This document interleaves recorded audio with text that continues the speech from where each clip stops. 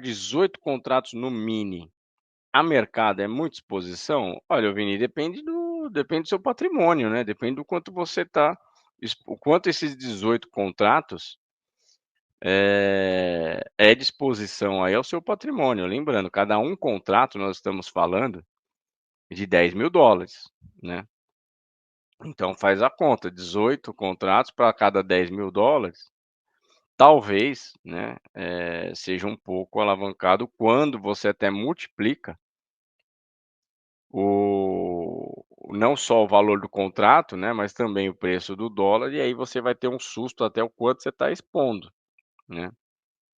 Nós estamos falando aí de $180.000 vezes R$5, né, praticamente 5, agora 5,15, né, 5 e você entendeu? Então pode ser de repente um pouco alavancado, sim. Mas depende muito, tem que fazer conta, e é essa conta que eu ensino no meu curso, né, a gente dá as métricas para você avaliar o tamanho, né, do lote alavancado em relação ao seu patrimônio, e trabalhamos o VaR em cima também dessa conta, tá. Então vamos lá, pessoal. Bom, hoje é um dia a gente vai, acabar passando, né, o panorama, vamos daqui a pouquinho entrar no panorama, no overview global, mas eu já adianto para vocês que o mercado tem um leve otimismo hoje, muito por conta, além, né, da continuidade do mercado dos dados do mercado de trabalho ontem. Pedido de seguro-desemprego subiu mais que o esperado. Aparentemente o mercado de trabalho começa a dar sinais, né, de arrefecimento.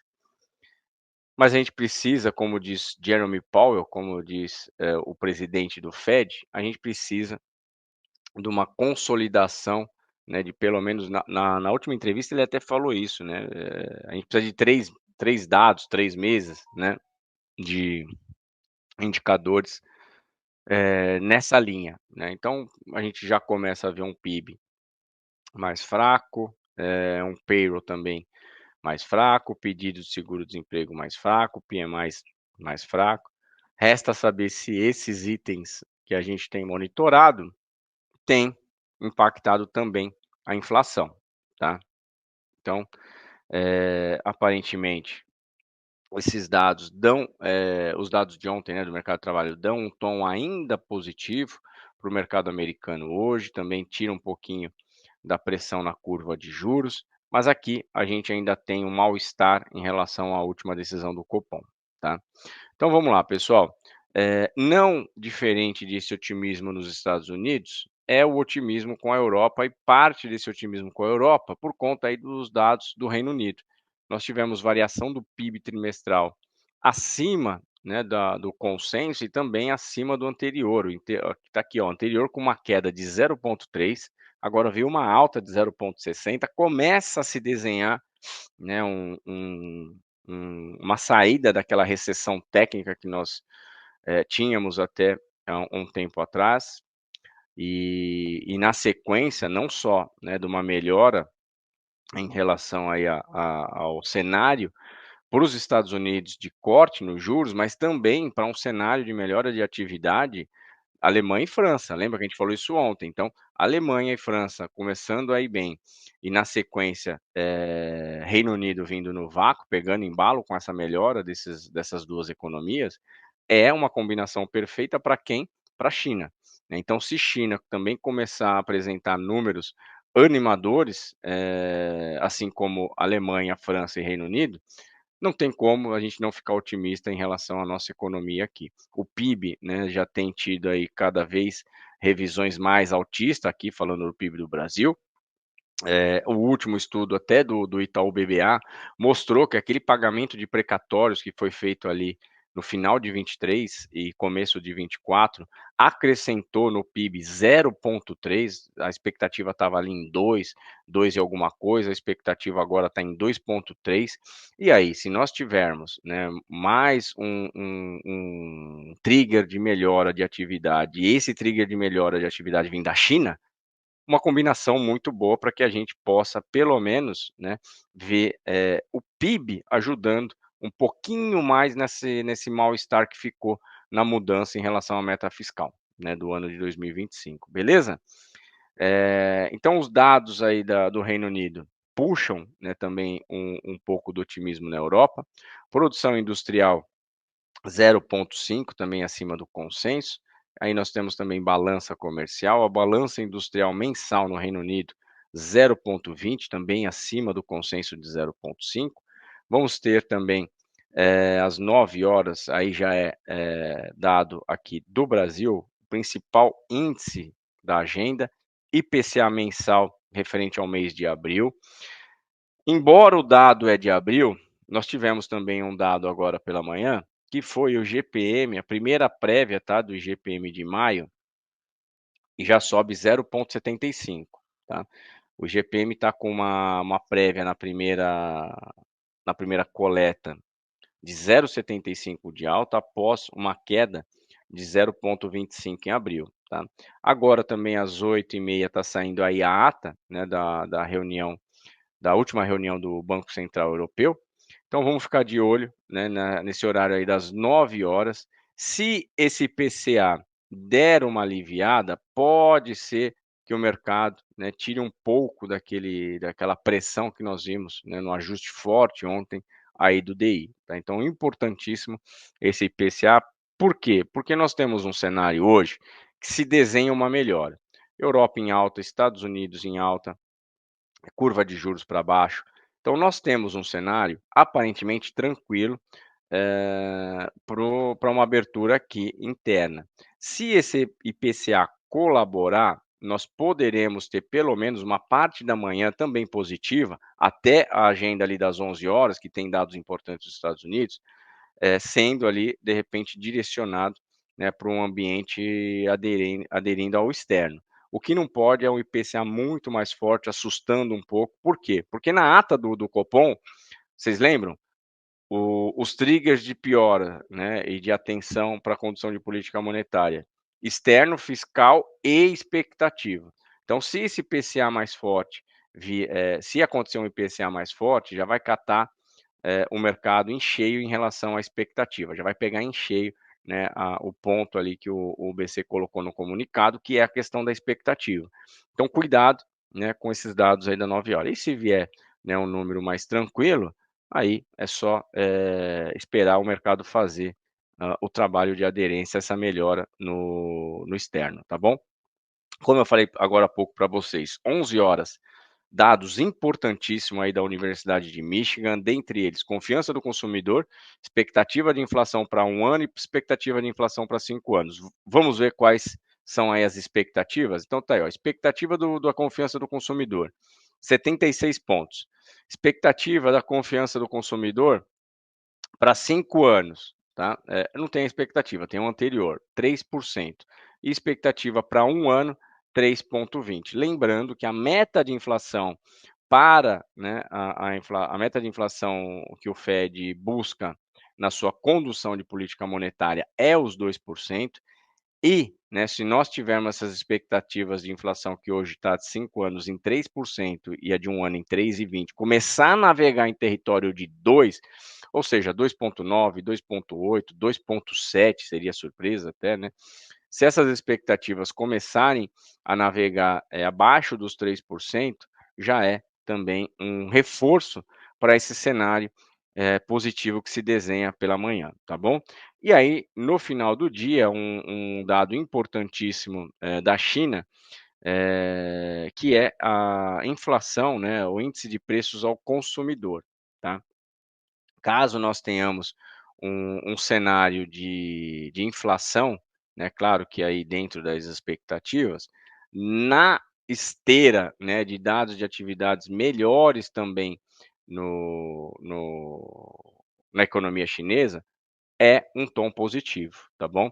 O que não pode, né, o que não pode vir é uma inflação muito forte, tá? Por quê? Porque daí a gente sabe que como a China é uma grande exportadora, essa inflação que teoricamente estaria acontecendo na China seria também exportada para as outras economias, tá? Então é natural que você tenha uma leve inflação aos preços do consumidor, porque você estaria reaquecendo a economia e essa expectativa de reaquecimento gera, né, aquela pressão na demanda, né, anima um pouco a demanda e iria traduzir um cenário de melhor atividade, o que não pode, né, uma inflação muito fora aí do consenso ou da expectativa, porque daí essa inflação a gente passa a importar ela da China, tá bom? Então esse, são os principais dados da agenda. Aqui eu só quero trazer para vocês também quais são as falas, né, quais as expectativas aí das falas para os dirigentes do Fed de hoje. Então vamos lá. Nós vamos ter aqui, ó, 10 horas, Michelle Bowman, tá? Diretora aí do Fed, tá?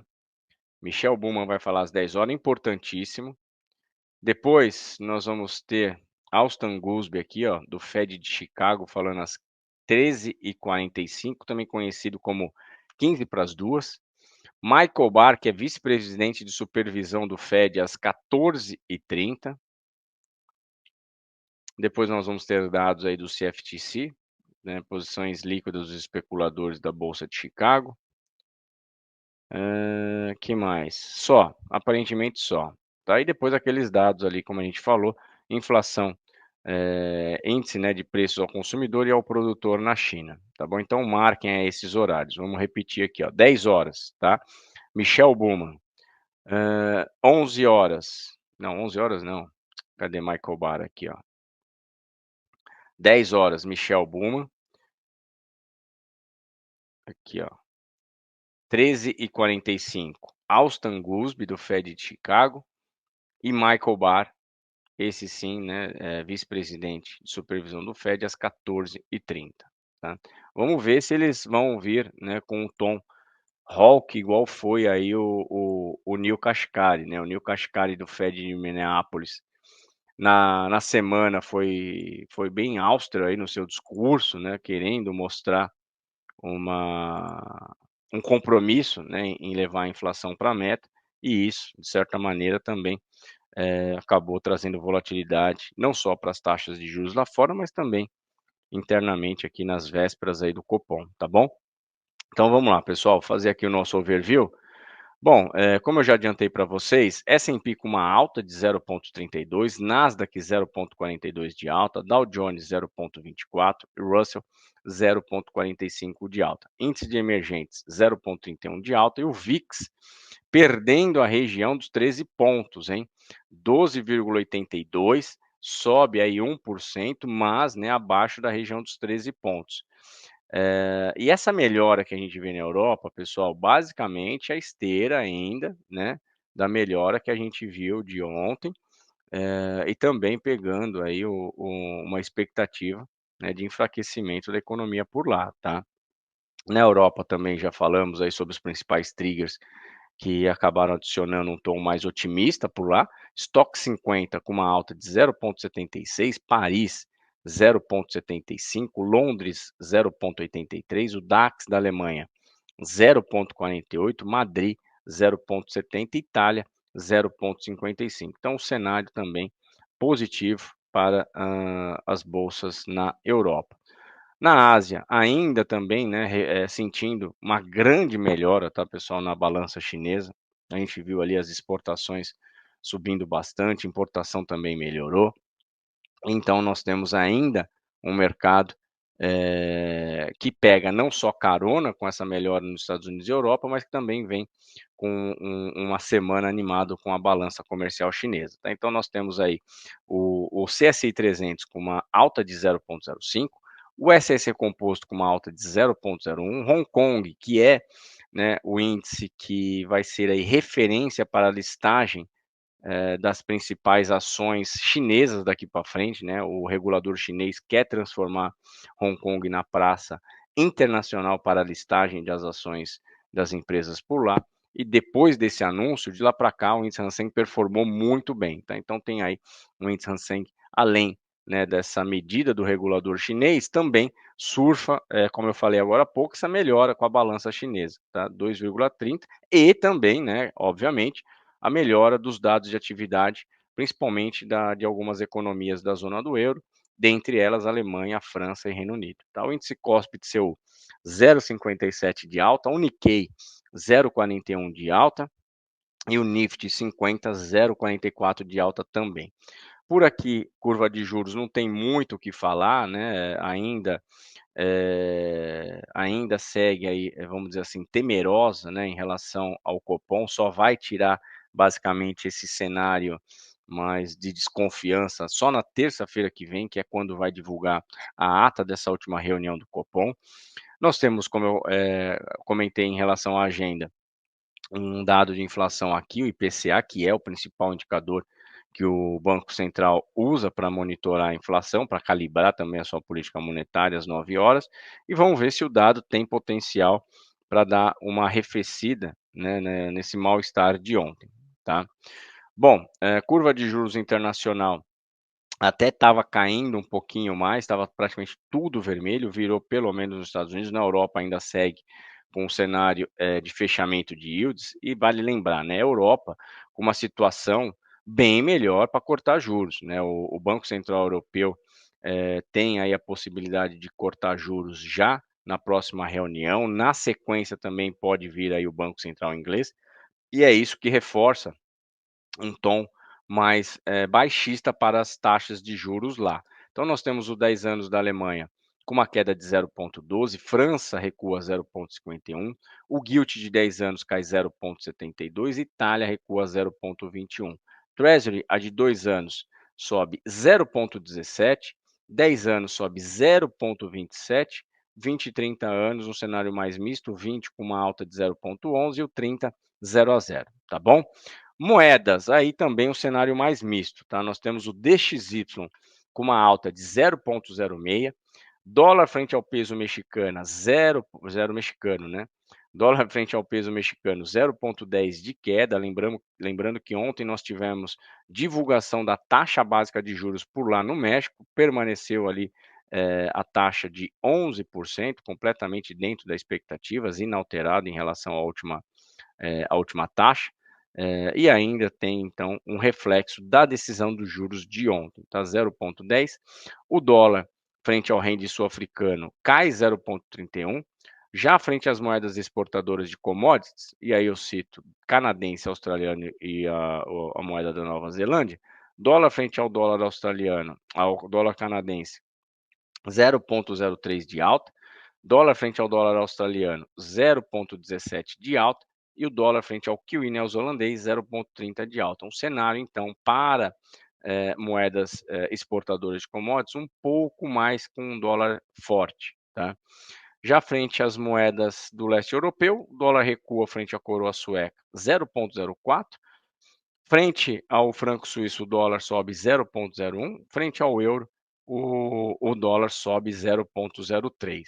E frente ao iene japonês, o dólar trabalha com uma alta aí de 0,20, tá? Os 155,72 ienes. Commodities, falar aqui das metálicas, começar aí pelas metálicas. Índice Bloomberg Commodities com uma alta de 0,40, o minério de ferro caindo 0,22, mas olha o cobre com uma alta aí de 2,29, e lembrando, né, o cobre ele tem uma ligação muito forte aí com atividade imobiliária, e também passa, né, sempre quando eu gostava muito da visão, né, do economista que trabalhou comigo, Nicolas Borsoi. Ele falava sempre da relação, né, ou de otimismo que o cobre passa, principalmente aí para a bolsa brasileira, tá? Ele tinha feito um estudo que mostrava essa correlação forte de melhora. Então, o cobre hoje 2,30 de alta, alumínio 0,27, o ouro 1,65 de alta, quase encostando ali de novo nos 2.400 a onça Troy, e a prata 1,67. Commodities agrícolas, temos o café com uma queda de 1,09, soja sobe 0,31, o milho 0,66 e o trigo sobe 2,04%. Petróleo 0,21 de alta, o Brent e o WTI 0,27 de alta. Olhando os termos de troca, um cenário aí positivo para que nós tenhamos aí um fortalecimento da moeda brasileira. Ou seja, se o dólar sobe, né, a moeda brasileira cai, se a moeda brasileira sobe, o dólar cai, né? Então, um cenário para fortalecimento da moeda brasileira, seria um cenário de baixa para o dólar. Só que lembre-se que nós temos também um cenário para as moedas exportadoras de commodities, um cenário levemente altista. Então, por isso que no meu vídeo de hoje, que eu coloquei lá na station do TC, eu falei que nós poderemos ter uma abertura aí mais lateral, tá? Bom, feito aí o panorama, vamos já para o técnico. Já estamos aí com 8 horas e 53 minutos, e só para complementar o overview, o Benício já trouxe ali o panorama também das ADRs e do EWZ. EWZ 0,38 de alta, Vale 0,88 de alta e Petro 0,23 de alta. Ou seja, tudo contribuindo para que nós tenhamos um cenário de melhora. Tá? Termos de troca também favorável com dólar mais baixo, bolsas traçando um cenário, né, nos traduzindo num cenário também de alta para a bolsa aqui. Depende agora do dado às 9 horas IPCA, tá bom? E também as ADRs lá fora colaborando para esse cenário aí de otimista, beleza? Então vamos lá. Começar aqui pelo índice futuro. Índice futuro que perdeu, né, essa LTA aí no gráfico de 60 minutos. Ontem até conseguiu se recuperar, né, de uma queda de 2% praticamente, veio aí para uma queda de 1%.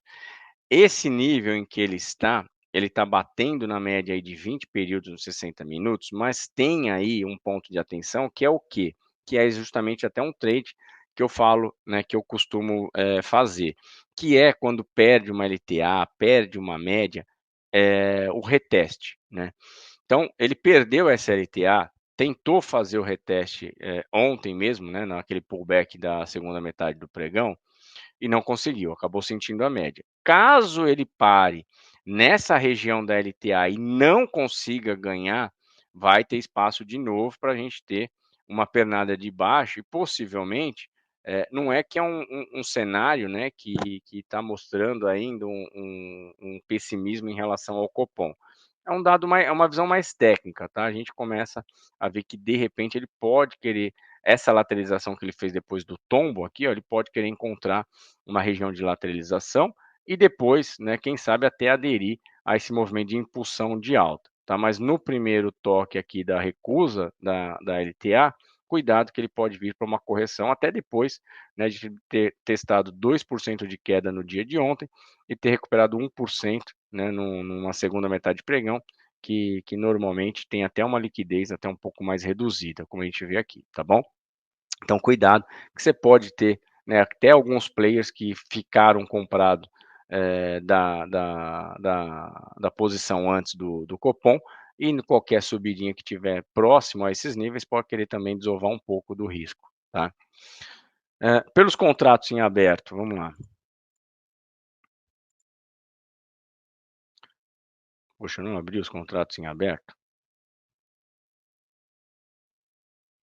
Espera aí, deixa eu abrir aqui os contratos em aberto. Achei que eu tinha já aberto os contratos. Então vamos lá. Pelos contratos em aberto,